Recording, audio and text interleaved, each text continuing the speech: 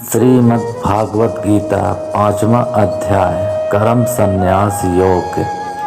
तीसरे और चौथे अध्याय में अर्जुन ने भगवान श्री कृष्ण के मुख से कर्म की कई प्रकार से प्रशंसा की और उनके शिष्यों की प्रेरणा और आज्ञा पाठ के साथ यह भी जाना जाता है कि कर्म योग के द्वारा भगवत स्वरूप का तत्व ज्ञान आप ही हो जाता है।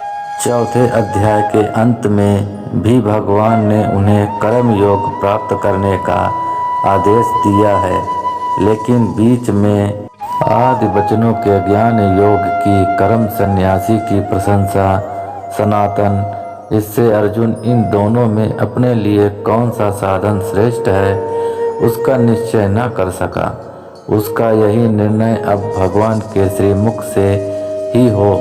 इस उद्देश्य से अर्जुन ने कहा, हे कृष्ण, कभी आप संन्यास माध्यम सर्वस्व न्यास ज्ञान योग से कर्म करने की और कभी निष्काम माध्यम से कर्म करने निष्काम कर्म योग की प्रशंसा करते हैं।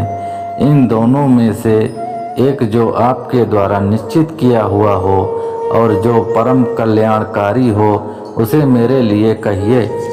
श्री भगवान ने कहा, संन्यास माध्यम से किया जाने वाला कर्म संख्य योग और निष्काम माध्यम से किया जाने वाला कर्म योग, ये दोनों ही परम श्रेय को दिलाने वाला है, परंतु सांख्य योग की अपेक्षा निष्काम कर्म योग श्रेष्ठ है। हे महाबाहो, जो मनुष्य न तो किसी से घृणा करता है और न ही किसी की इच्छा करता है, वह सदा सन्यासी ही समझने योग्य है, क्योंकि ऐसा मनुष्य राग द्वेष आदि सभी द्वंद्वों को त्याग कर सुख पूर्वक संसार बंधन से मुक्त हो जाता है। अल्प ज्ञानी मनुष्य ही सांख्य योग और निष्काम कर्म योग को अलग अलग समझते हैं, न कि पूर्ण विद्वान मनुष्य, क्योंकि दोनों में से एक में भी अच्छी प्रकार से स्थित पुरुष दोनों के फल रूप परम सिद्धि को प्राप्त होता है। जो ज्ञान योगियों द्वारा प्राप्त किया जाता है वही निष्काम कर्म योगियों को भी प्राप्त होता है। इसलिए जो मनुष्य सांख्य योग और निष्काम कर्म योग दोनों को फल की दृष्टि से एक देखता है, वही वास्तविक सत्य को देख पाता है। हे महाबाहु, निष्काम कर्म योग भक्ति योग के आचरण के बिना संन्यास सर्व स्वयं का त्याग दुख का कारण होता है और भगवान के किसी भी एक स्वरूप को मन में धारण करने वाला निष्काम कर्म योगी परम ब्रह्मा परमात्मा को शीघ्र प्राप्त हो जाता है। कर्म योगी इंद्रियों पर विजय प्राप्त करने वाला होता है और सभी प्राणियों की आत्मा का मूल स्रोत परमात्मा में निष्काम भाव से मन को स्थित करके कर्म करता हुआ भी कभी कर्म से लिप्त नहीं होता है। कर्म योगी परमात्मा की अनुभूति करके दिव्य चेतना में स्थित होकर देखता हुआ, सुनता हुआ, स्पर्श करता हुआ, सूंघता हुआ, भोजन करता हुआ, चलता हुआ, सोता हुआ, श्वास लेता हुआ, इस प्रकार यही सोचता है कि मैं कुछ भी नहीं करता हूँ। कर्म योगी बोलता हुआ, त्यागता हुआ, ग्रहण करता हुआ तथा आँखों को खोलता और बंद करता हुआ भी यही सोचता है कि सभी इंद्रियां अपने अपने विषयों में प्रवृत्त हो रही है, ऐसी धारणा वाला होता है। कर्म योगी सभी कर्म फलों को परमात्मा को समर्पित करके निष्काम भाव से कर्म करता है तो उसको पाप कर्म कभी स्पर्श नहीं कर पाते हैं, जिस प्रकार कमल का पत्ता जल को स्पर्श नहीं कर पाता है। कर्म योगी निष्काम भाव से शरीर, मन, बुद्धि और इंद्रियों के द्वारा केवल आत्मा की शुद्धि के लिए ही कर्म करते हैं।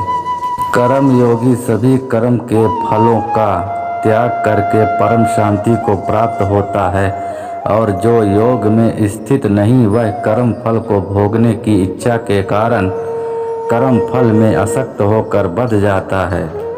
शरीर में स्थित जीव आत्मा मन से समस्त कर्मों का परित्याग करके वह ना तो कुछ करता है और न ही कुछ करवाता है।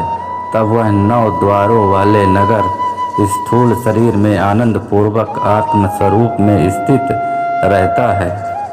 शरीर में स्थित जीव आत्मा देह का कर्ता न होने के कारण इस लोक में उसके द्वारा ना तो कर्म उत्पन्न होते हैं और न ही कर्म फलों से कोई संबंध रहता है, बल्कि यह सब प्रकृति के गुणों के द्वारा ही किए जाते हैं।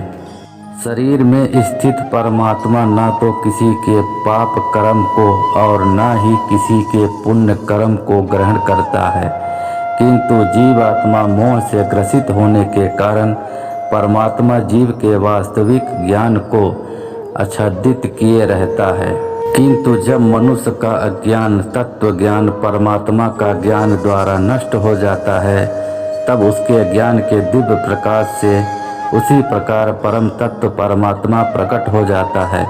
जिस प्रकार सूर्य के प्रकाश से संसार की सभी वस्तुएं प्रकट हो जाती हैं।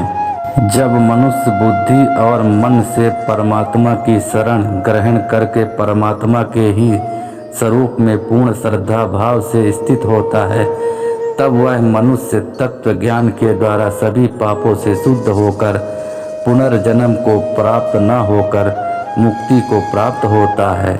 तत्वज्ञानी मनुष्य विद्वान ब्राह्मण और विनम्र साधु को तथा गाय हाथी कुत्ता और नरभक्षी को एक समान दृष्टि से देखने वाला होता है।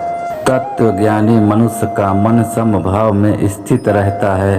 उसके द्वारा जन्म मृत्यु के बंधन रूपी संसार जीत लिया जाता है, क्योंकि वह ब्रह्मा के समान निर्दोष होता है और सदा परमात्मा में ही स्थित रहता है।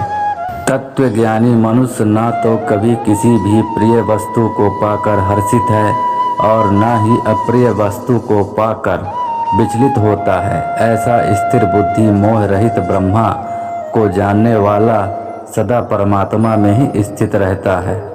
तत्वज्ञानी मनुष्य बाहरी इंद्रियों के सुख को नहीं भोगता है, बल्कि सदैव अपनी ही आत्मा में रमण करके सुख का अनुभव करता है। ऐसा मनुष्य निरंतर परम ब्रह्म परमात्मा में स्थित होकर असीम आनंद को भोगता है।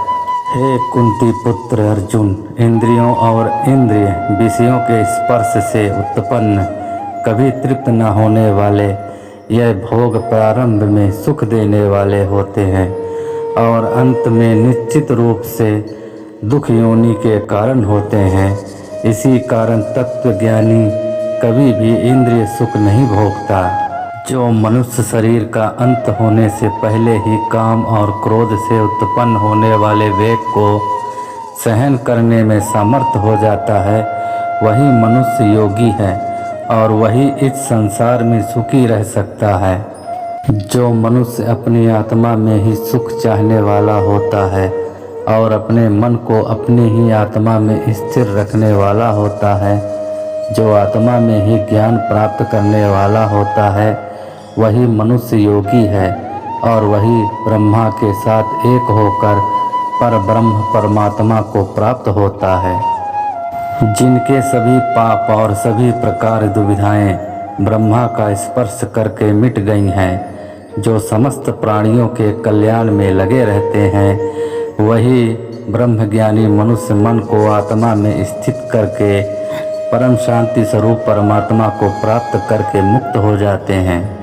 सभी सांसारिक इच्छाओं और क्रोध से पूर्ण रूप से मुक्त स्वरूप सिद्ध आत्मज्ञानी आत्मसंयमी योगी को सभी ओर से प्राप्त परम शांति स्वरूप परम ब्रह्मा परमात्मा ही होता है। सभी इंद्रिय विषयों का चिंतन बाहर ही त्याग कर और आँखों की दृष्टि को भाव के माध्यम में केंद्रित करके प्राण वायु और अपान वायु की गति नासिका के अंदर और बाहर सम करके मन सहित इंद्रियों और बुद्धि को वश में करके मोक्ष के लिए तात्पर्य इच्छा भय और क्रोध से रहित हुआ योगी सदैव मुक्त ही रहता है। ऐसा मुक्त पुरुष मुझे सभी यज्ञों और तपस्याओं को भोगने वाला सभी लोकों और देवताओं का परमेश्वर तथा संपूर्ण जीवों पर उपकार करने वाला परम दयालु एवं हितैषी जानकर परम शांति को प्राप्त होता है। इस प्रकार उपनिषद ब्रह्म विद्या तथा योग शास्त्र रूप श्रीमद् भागवत गीता के श्री कृष्ण अर्जुन संवाद में कर्म सांख्य योग नाम का 5वां अध्याय संपूर्ण हुआ।